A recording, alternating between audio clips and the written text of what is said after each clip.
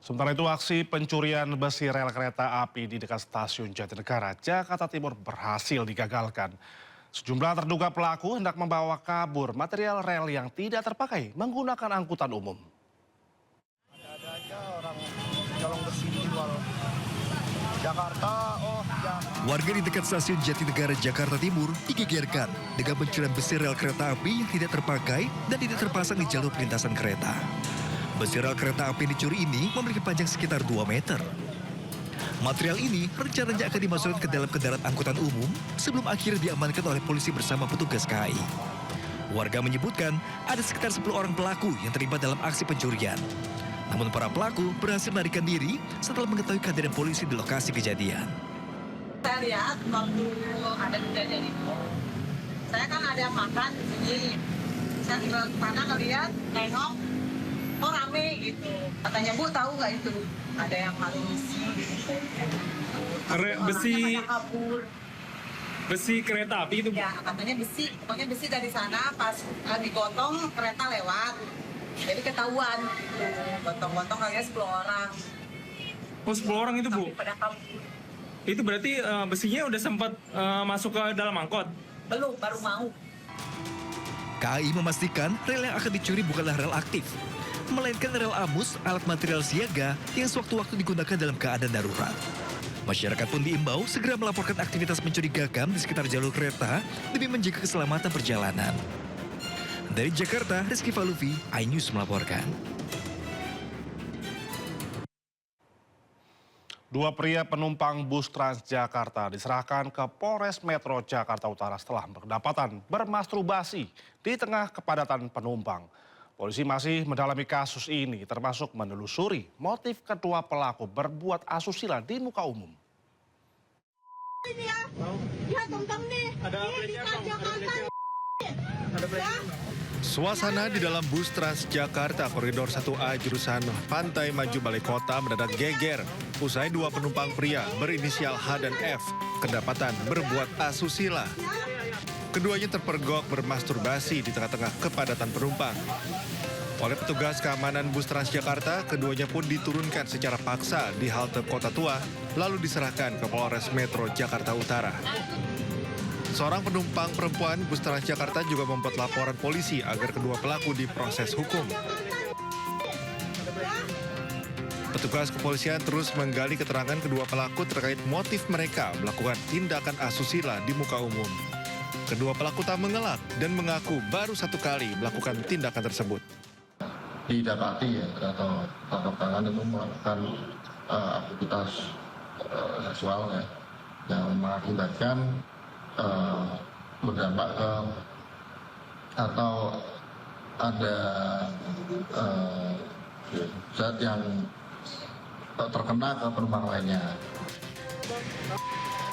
Kedua pelaku kini mendekam di tahanan Polres Metro Jakarta Utara. Mereka akan dijerat pasal 406 KUHP tentang perbuatan asusila di muka umum dengan ancaman hukuman 1 tahun penjara. Dari Jakarta, Sofyan Firdaus, iNews melaporkan. Sementara itu, Puspa Daya Perindo berhasil mengawal kasus kekerasan seksual terhadap anak di Jakarta Timur hingga tuntas. Majelis Hakim Pengadilan Negeri Jakarta Timur memutuskan bahwa terdakwa Muhammad Aska Fadilah terbukti secara sah dan meyakinkan bersalah dan dijatuhi hukuman penjara 8 tahun 6 bulan, beserta penjara 1 miliar rupiah. Puspa Daya Perindo selaku kuasa hukum korban bersyukur Majelis Hakim Pengadilan Negeri Jakarta Timur menjatuhi hukuman terhadap terdakwa Muhammad Aska Fadilah dengan hukuman penjara 8 tahun 6 bulan serta denda 1 miliar rupiah. Tim kuasa hukum korban sebut korban mengalami trauma yang sangat berat hingga memutuskan untuk putus sekolah dan juga pindah kediaman. Puspa Daya Perindo juga akan fokus memulihkan korban hingga korban bisa kembali ke masyarakat. Dan akibat dari peristiwa ini, korban sekarang tidak bersekolah lagi, sudah putus sekolah sampai sesuai dengan yang disebutkan oleh majelis hakim tadi.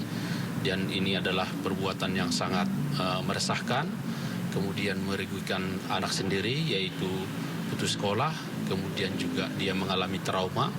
Kami akan berkoordinasi dengan lembaga-lembaga psikologis yang sudah juga ditunjuk dan selama ini juga mendampingi untuk melakukan pemulihan trauma, dan juga kita akan mendorong korban untuk bisa kembali ke masyarakat, berdaya lagi, kemudian misalnya sekolah lagi, dan juga bekerja sehingga juga jadi berdaya kembali. Saya Partai Perindo ini terus berkomitmen untuk memberikan pendampingan hukum bagi korban kekerasan seksual dan memastikan memberikan pendampingan hingga persidangan selesai. Dari Jakarta, Selena Yahya, Andri Setiawan, iNews melaporkan. Kasus dugaan kekerasan di SMK Negeri 3 Berbak, Kabupaten Tanjung Jabung Timur, Jambi kian memanas. Setelah video viral pengeroyokan terhadap seorang guru, kini guru dan siswa saling lapor ke pihak kepolisian.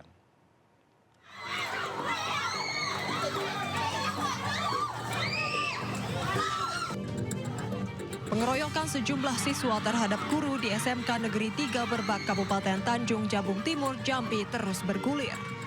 Seorang siswa kelas 2, Muhammad Lutfi Padilah, mengaku menjadi korban tindakan kekerasan guru Agus Saputra.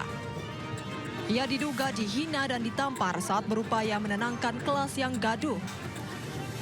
Ini saya yang nggak berkenannya, adik saya ini dikejar pakai 2 sabit seolah-olah mau dibunuh, ya kan? Sedangkan adik saya datang ke sini cuman pengen belajar, menimba ilmu lah.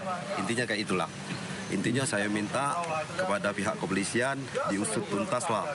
Dengan apabila memang adik saya bersalah, ya silakan. Tetapi sebaliknya lagi, apabila memang dia bersalah, silakanlah, hukumlah.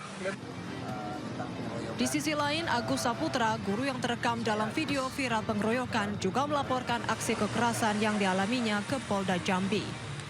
Ini Bang, karena sudah viral ini, ya ada yang merugikan adik saya secara mental, psikisnya terganggu, nama baiknya tercoreng di media sosial maupun di nyata. Jadi kami sebagai warga berhak untuk melaporkan tindakan pengeroyokan ini. Pihak Polres Tanjung Jabung Timur sempat turun langsung ke sekolah untuk melakukan upaya mediasi. Namun oknum guru yang bersangkutan tidak hadir. Kasus ini kini berujung pada aksi saling lapor ke pihak kepolisian, baik di tingkat Polsek maupun Polda Jambi. Dari Kabupaten Tanjung Jabung Timur, Jambi, Henry Rosta, iNews melaporkan. Guru korban dugaan pengeroyokan sejumlah siswa di Kabupaten Tanjung Jabung Timur, Jambi menempuh jalur hukum. Mediasi yang dilakukan polisi bersama Dinas Pendidikan Provinsi Jambi menemui jalan buntu lantaran korban 2 kali tidak menghadiri panggilan.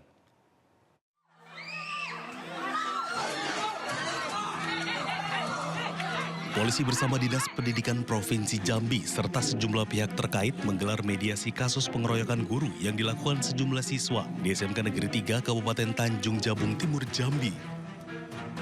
Mediasi yang digelar di ruang majelis guru ini menemui jalan buntu lantaran guru yang terlibat dalam insiden kembali tidak memenuhi undangan.